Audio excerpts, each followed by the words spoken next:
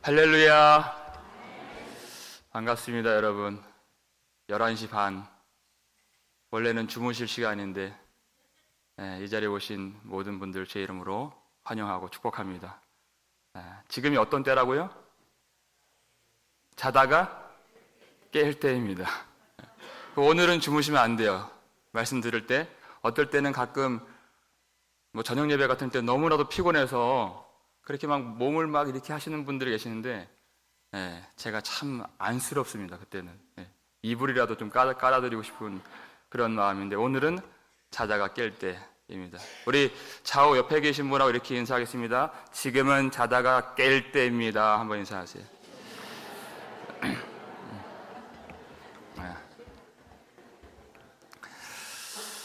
벌써 12월 31일 이제 마지막 날 이제 끝자락에 왔습니다. 시간이 참 빨리 가죠.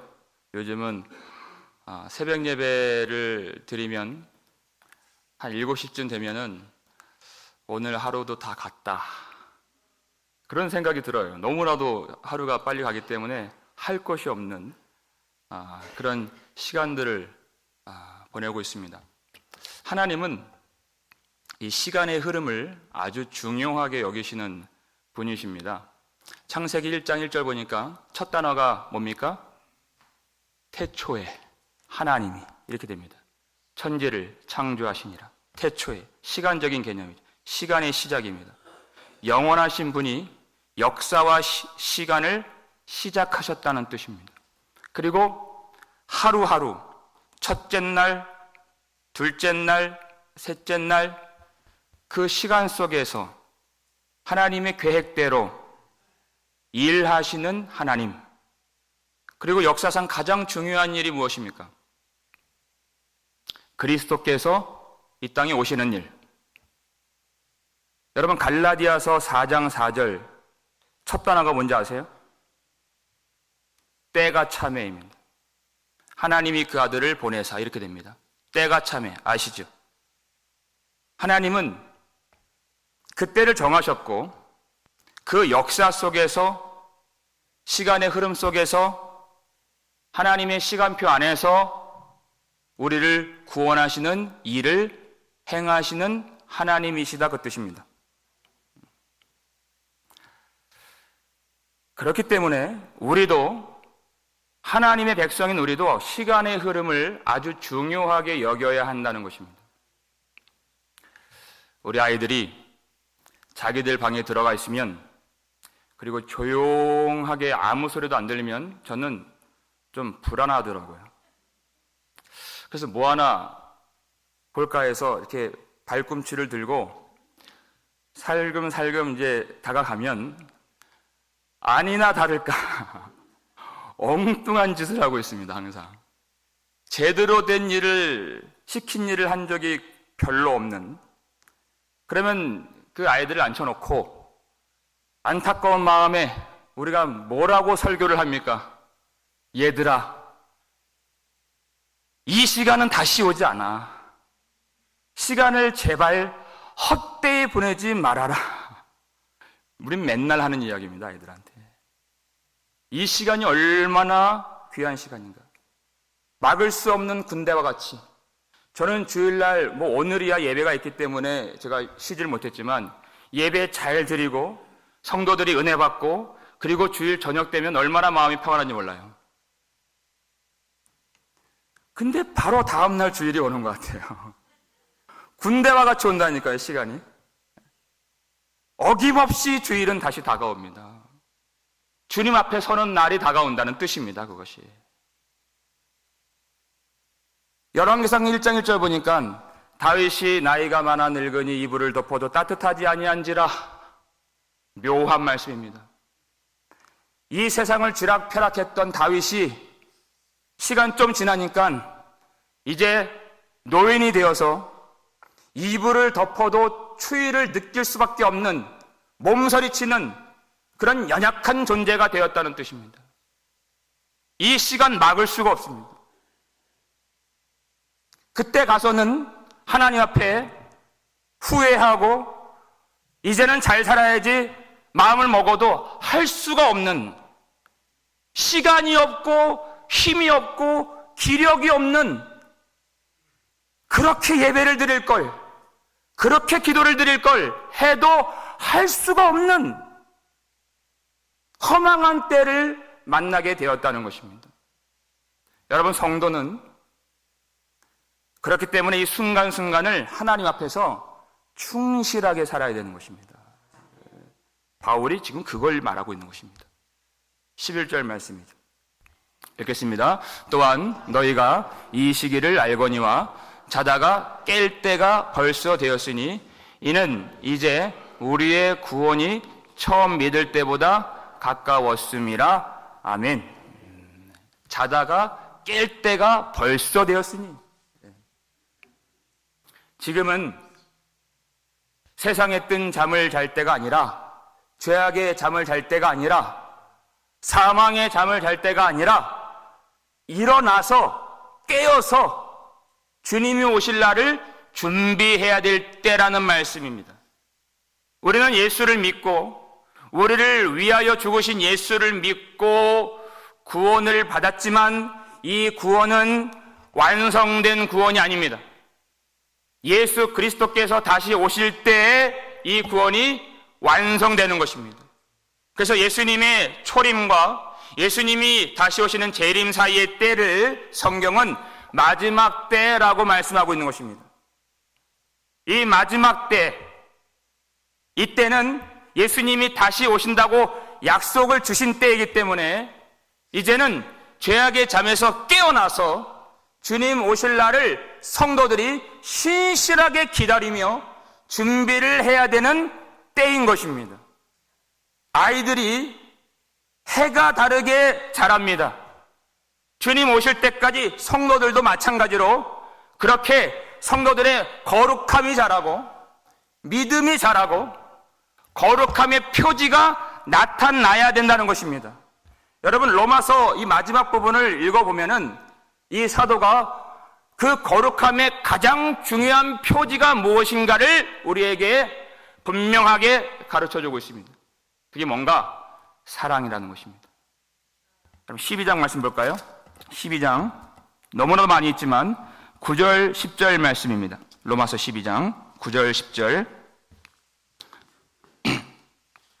함께 읽겠습니다. 사랑에는 거짓이 없나니 악을 미워하고 선에 속하라. 형제를 사랑하여 서로 우애하고 존경하기를 서로 먼저 하며. 우리 16절부터 18절까지 읽겠습니다. 서로 마음을 같이 하며 높은 데 마음을 두지 말고 도리어 낮은 데 처하며 스스로 지혜 있는 채 하지 말라. 아무에게도 악을 악으로 갚지 말고 모든 사람 앞에서 선한 일을 도모하라. 할 수 있거든 너희로서는 모든 사람과 더불어 화목하라. 아멘. 다시 13장 넘어와서 우리 본문 바로 앞에 있는 8절 말씀 읽겠습니다. 피차 사랑의 빛 외에는 아무에게든지 아무 빛도 지지 말라. 남을 사랑하는 자는 율법을 다 이루었느니라. 아멘. 계속해서 이 말씀을 이어가고 있는 것입니다. 로마서 마지막 부분, 에베소서 마지막 부분, 갈라디아서 마지막 부분, 고린도전서 마지막 부분, 다 교회들에게 주신 편지예요. 처음에는 교리를 설명했다가 마지막에는 다 사랑에 대한 내용으로 마치고 있습니다. 왜 그렇습니까? 로마 교회, 에베소 교회, 고린도 교회, 갈라디아 교회가 예수를 믿는다 하지만 다툼과 시기와 분열로서 주님의 몸된 교회를 다 찢어놓았기 때문에 이 말씀을 주지 않을 수가 없는 그런 상황이었다는 것입니다. 하나님의 말씀을 안다는 것이, 예수를 믿는다는 것이, 거룩함의 표지가 나타난다는 것이 무엇인가? 반드시 사랑이 있어야 한다는 것입니다. 세속성이라고 하는 것이 무엇인가? 세상성이라고 하는 것이 무엇인가? 마태복음 24장 12절 보니까 불법이 성함으로 마지막 때에 많은 사람의 사랑이 식어지리라 이렇게 됐습니다. 사랑이 식어지는 것, 그것이 세상이고 마지막 때에 하나님을 모르는 사람들의 모습이라는 것입니다. 그러나 교회는 거룩의 표지는 성도의 모습은 그렇지 않고 예수 십자가 보혈의 은혜가 심령 가운데 흐르는 성도들 속에는 반드시 사랑이 나타나야 한다는 것입니다. 그것이 거룩의 표지이며 성도된 본분이 되는 것입니다. 십자가를 믿으며 무정할 수가 없고 십자가를 사랑하며 남을 미워할 수가 없는 예수 십자가를 통하여 이제는 죄로 지배를 받았던 옛사람의 굴레에서 벗어나서 마음을 새롭게 함으로 변화를 받아 성령의 통치를 받으며 예수를 닮아갈 수 있는 은혜의 새 시대가 왔기 때문에 더 이상 죄가 우리의 주인 되지 못하는 은혜 속에 사는 하나님의 백성이 되어야 한다는 것입니다. 그 어둠의 일을 벗어버리고 그 죄악의 옷을 벗어버리고 이제는 하나님의 거룩한 성도로서 영광스럽게 살라 하는 것입니다. 12절 말씀입니다. 읽겠습니다. 밤이 깊고 낮이 가까웠으니 그러므로 우리가 어둠의 일을 벗고 빛의 갑옷을 입자. 밤이 깊고라고 하는 것. 이 밤이라고 하는 것은 이 악한 세대, 하나님을 알지 못하는 이 악한 세상을 말하고 있는 것입니다. 여러분, 이 세상이 얼마나 악합니까? 말로 다 할 수 없는. 진리가 없고 사랑이 식어지고 정의가 메마르게 된 이 세상, 지금 이 시대, 노아 시대보다 소돔과 고모라 시대보다 더 폐역하기 그지없는 지금 이 세상을 우리가 살고 있습니다. 그러나 밤이 깊어진다는 뜻은 아침이 오고 있다는 뜻인 것입니다. 여기서 낮이란 해보다 더 밝은 영광으로 오시는 예수 그리스도의 재림의 때를 의미하는 것입니다. 그때가 가까이 왔다는 것입니다. 그러니까 어둠의 일을 벗어야 하는, 빛의 갑옷을 입어야 하는 때가 왔다는 것입니다. 주님이 주시는 새로운 옷을 입으려면 내가 지금 입고 있는 더러운 옷을, 세상에 얼룩진 죄악된 옷을 벗어야지 새 옷을 입을 수 있는 것입니다. 그런데 그 새 옷을 여기서는 빛의 갑옷이라고 했습니다. 갑옷은 언제 입는 것입니까? 싸울 때 입는 것입니다. 예수님 다시 오실 때까지 믿음을 지키며 싸우는 성도의 본분을 지키라는 것입니다. 이 싸움이 있어야 예수님을 기다리는 믿음을 가진 성도라 할 수 있다는 것입니다. 여러분, 싸움이 있어야 하나님이 주시는 승리를 누릴 수가 있는 것입니다. 요한계시록을 보면 성도를 아주 여러 구절에서 이기는 자라고 했습니다. 그 싸움에 들어가서 하나님의 은혜로 승리하는 자를 구원받은 성도라고 일컫는 것입니다. 이기는 그에게는 내가, 예수님이 하나님의 낙원에 있는 생명나무 열매를 주어 먹게 하리라. 이것이 주님의 약속입니다. 이기는 자와 끝까지 내 일을 지키는 자에게는 만국을 다스리는 권세를 주리니, 이것이 주님의 약속인 것입니다. 내가 주님 앞에서 이 신앙을 지키기 위하여 싸워야 한다는 것을 망각하고 싸우지 않는 사람은 이미 지금 그 싸움에서 판판이 지고 있다는 것을 의미하는 것입니다. 싸워야 되는 것조차 알지 못하는 것입니다.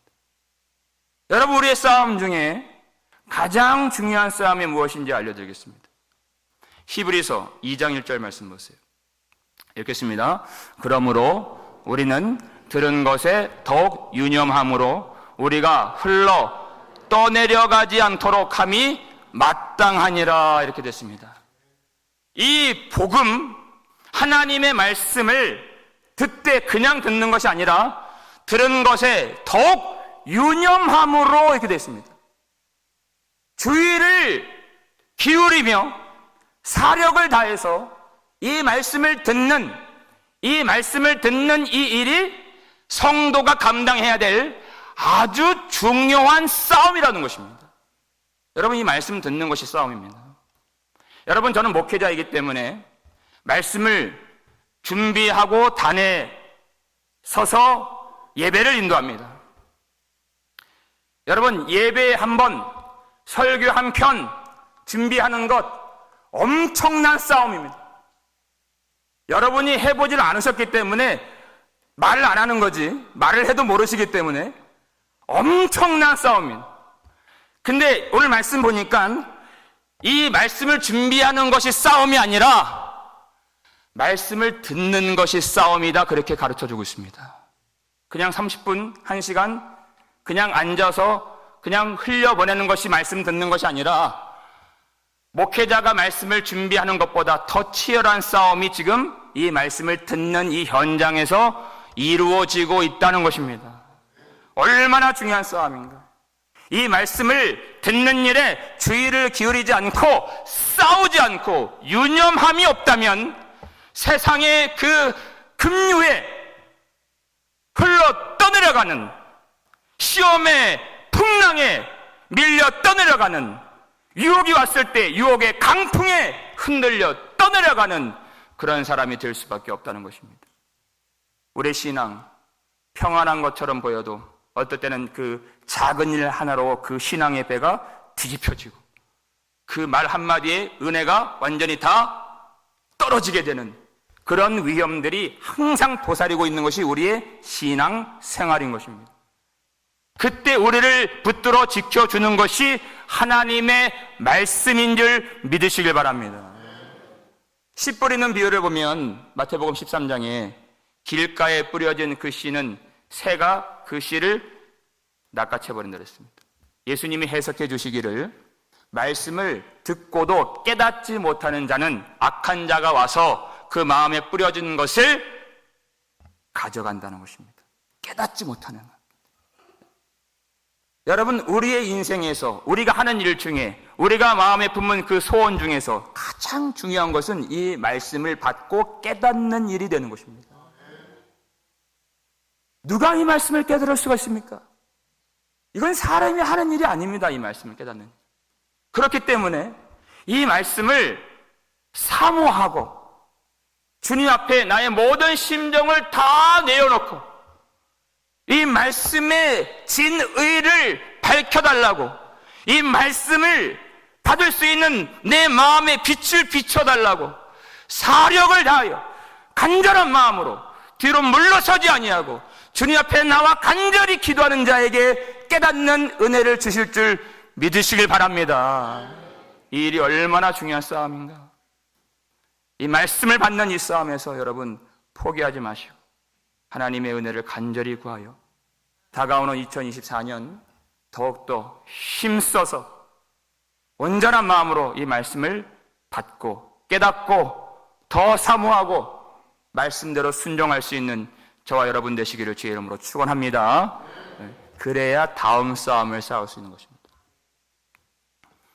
사도 바울 이후 기독교 2000년 역사상 가장 이 기독교에 많은 영향력을 끼친 사람이 있다면 그 사람은 아마 성 어거스틴일 것입니다.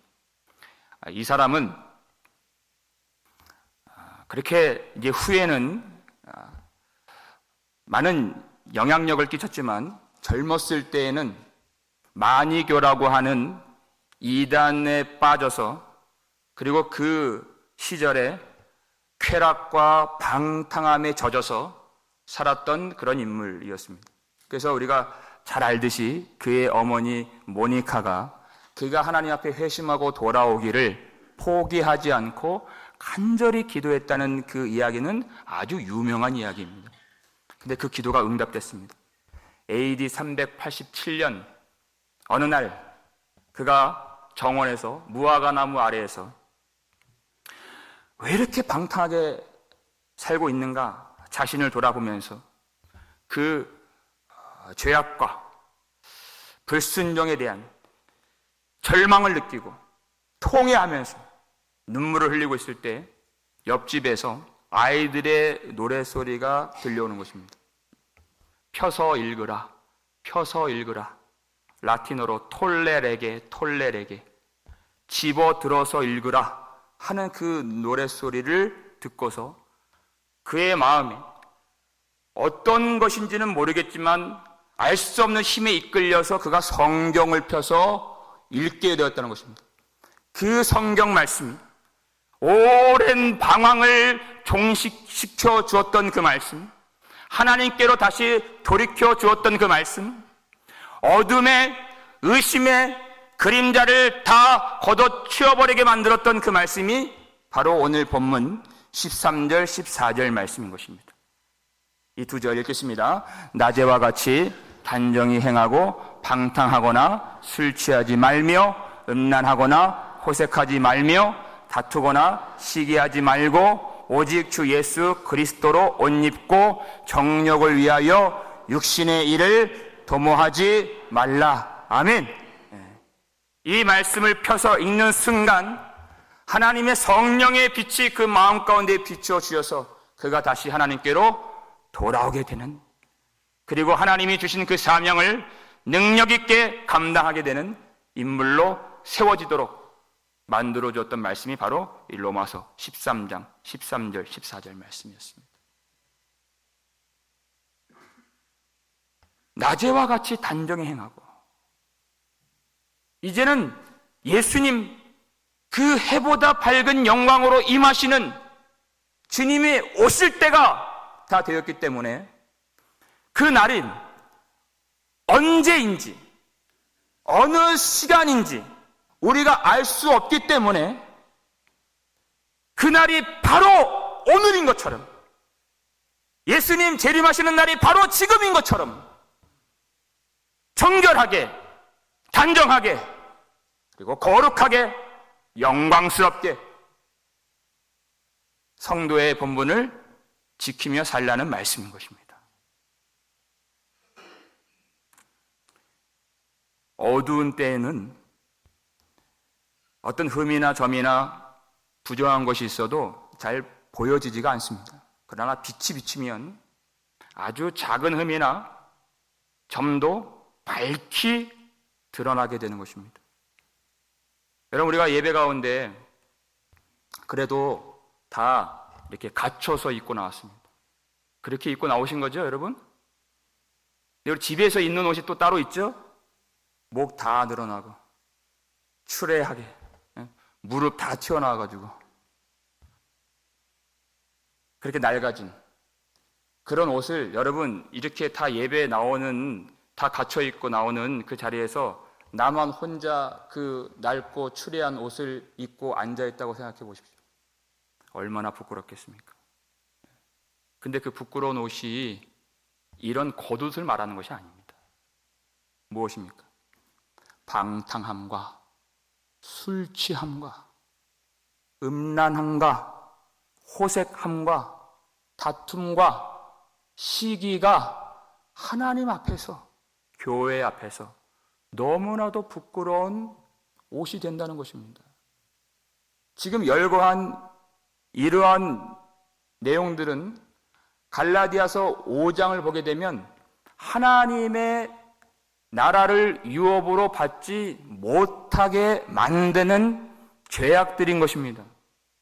왜냐하면 예수님이 십자가로 소멸하신, 멸하신 죄악들을 다시 옷으로 꺼내 입는, 하나님이 세우신 그 영광스러운 나라를 다시 죄악으로 무너뜨리는 그러한 죄이기 때문에 하나님의 나라에 들어갈 수가 없다는 것입니다.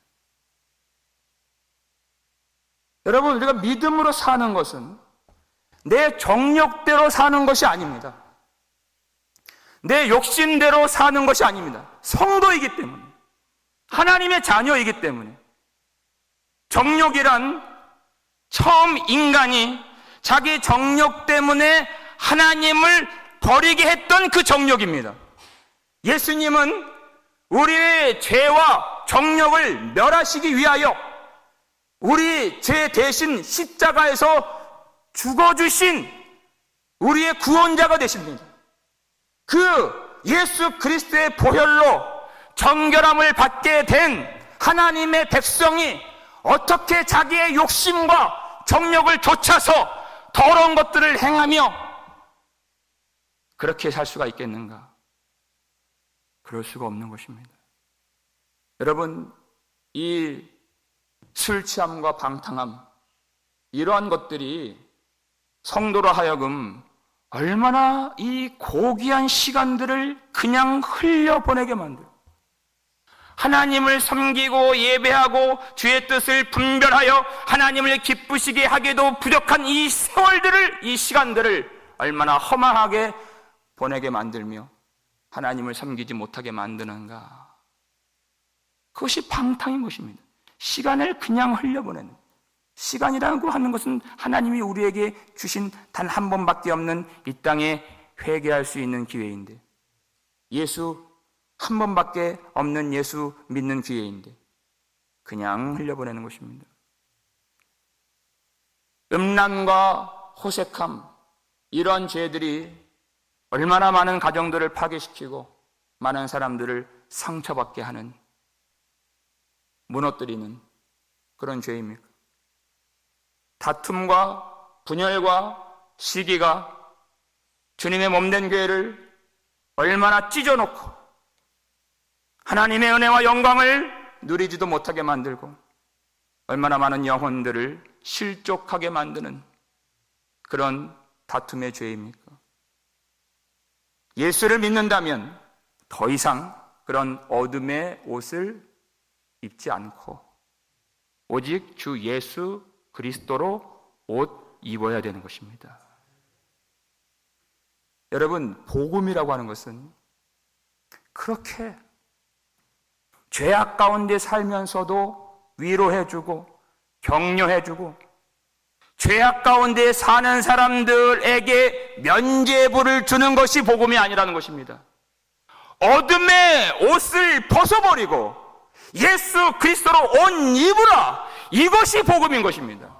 죄악에서 벗어나서 예수 십자가로 열어주신 새롭고 산 길로, 생명의 길로 나와오는 것, 하나님께로 돌아오는 것, 영광의 자리에 그가 차지하는 것, 그것이 복음인 것입니다. 그렇기 때문에 예수 그리스도로 옷 입어야 되는 것입니다. 우리가 믿는 예수 그리스도를 우리가 믿고 구원을 받았다 할지라도 오늘도 절실하게 의지하고 주님께 매달려야 한다는 것입니다. 오직 예수 그리스도 안에 들어가기를 힘쓰고 내 속에 예수 그리스도께서 온전히 거하실 수 있도록 주님을 모시고, 주님을 모셨기 때문에 나의 말과 나의 모든 행동 속에 그리스도의 향내가 나고 그리스도의 성품이 나타나도록 살아가는 것, 그것이 예수 그리스도로 옷을 입는 것입니다. 육신을 좇아 행하는 것이 아니라 성령을 좇아 행하는 것, 그것입니다. 그렇게 하기 위하여는, 내가 육신을 좇지 않고 성령을 좇아 살기 위하여는 반드시 싸움이 있어야 되는 것입니다. 여러분, 신앙은요, 내 형편대로 하는 것이 아닙니다. 우리의 형편은, 이 세대는, 어둠의 세상은 절대 우리로 예배하도록, 주님을 섬기도록, 기도하도록 허락해주고 허용해주는 세상이 아닙니다. 여러분, 싸우지 않고 어떻게 기도를 할 수가 있으며 싸우지 않고 어떻게 한 번의 예배를 드릴 수가 있겠습니까? 싸우지 않고 어떻게 하나님을 섬길 수 있겠습니까? 그럴 수는 없는 것입니다. 내 감정 따라가고 내 형편 따라가고 내가 익숙한 삶대로, 내가 하던 대로, 내 편한 대로, 내 생각대로, 남들 하는 대로 따라가면 주님께서 기뻐하시는 믿음의 삶을 결코 살 수가 없습니다. 사람들은 십자가 지는 것을 싫어하지, 좋아하지 않습니다. 넓은 길로 가는 길은 멸망의 길이라고 말씀하셨습니다. 좁은 길로, 믿는 자의 길로 가려면 반드시 믿음의 선한 싸움이 있어야 되는 것입니다. 빛의 갑옷을 입고 복음의 갑주를 입고 말씀의 검을 가지고 싸우지 않고서는 이 길을 갈 수가 없는 것입니다. 주님 만나는 날 우리 코앞에 왔습니다. 그날이 머지 않았습니다.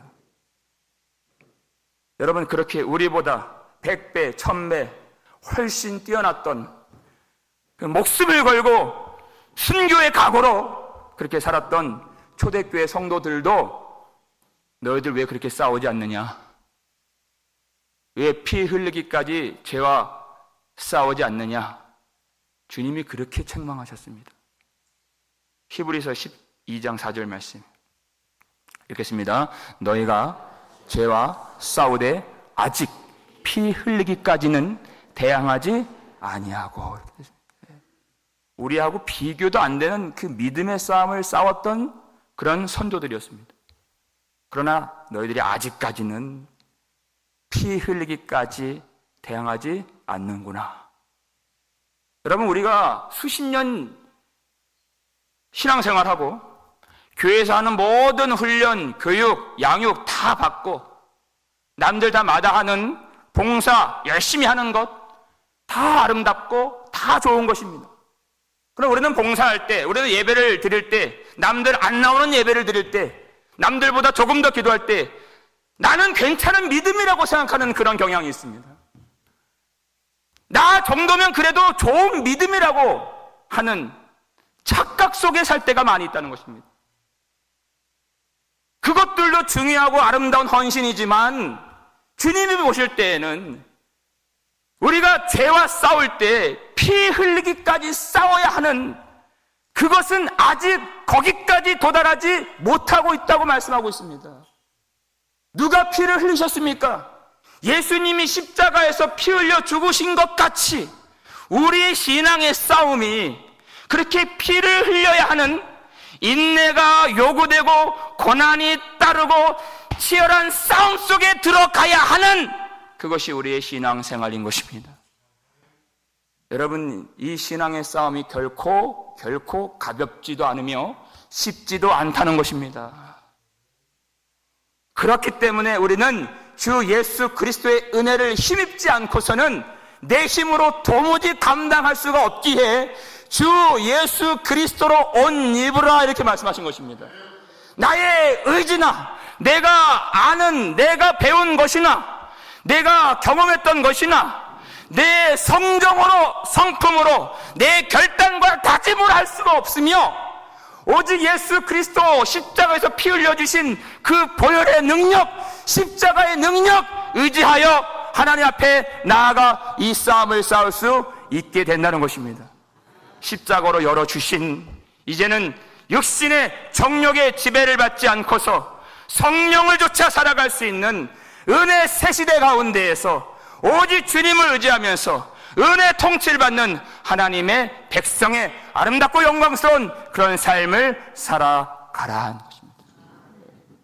성령께서 우리에게 힘을 주시고 은혜를 주실 때 그 성령을 힘입어서 놀라운 영광의 삶을 살 수 있는 저와 여러분 되시기를 주의 이름으로 축원합니다. 여러분, 우리 이 믿음의 싸움 가볍지 않습니다. 여러분, 이 한 해가 지나가는 이 길목에서 우리 속에 부끄러운 일들, 주님 앞에서 연약했던 우리의 모습, 더러운 옷들을 이 묵은 해와 같이 다 흘려 보내시기를 주의 이름으로 축원합니다. 여러분, 세상을 본받지 않도록, 이 세대를 본받지 않도록 우리가 보는 것, 우리가 듣는 것, 우리가 먹는 것과 마시는 모든 것들을 삼가 주의하고, 이 일들이 하나님이 정말 기뻐하시는 일들인가 깊이 생각하며 이 마지막 때를 사실 수 있기를 주의 이름으로 축원합니다. 예수 십자가 보혈을 흘려 주심으로 우리에게 부어주신 성령님, 그 성령을 소멸하지 않기를 바랍니다. 하나님 말씀 듣는 일에 여러분 힘을 다하시고 물러서지 마시고 사력을 다해서 그 말씀을 받고 깨닫고 위하여 기도하며 은혜를 구하실 수 있기를 바랍니다. 그리고 날이 갈수록 이전보다 더 우리 구주 예수 그리스도 사랑할 수 있는 우리 교회의 모든 성도 되실 수 있기를 주의 이름으로 소원합니다. 주님 오실 날이 멀지 않았기 때문에, 가까이 왔기 때문에 이제는 모든 어둠의 옷을 벗어버리고 주 예수 그리스도로 옷 입고 신실하게 믿음으로 정결하게 그날을 준비하여 영광스럽게 살아 하나님께 영광 돌리며 그 승리의 관을 다 쓰실 수 있는 저와 여러분 되시기를 주의 이름으로 축원합니다.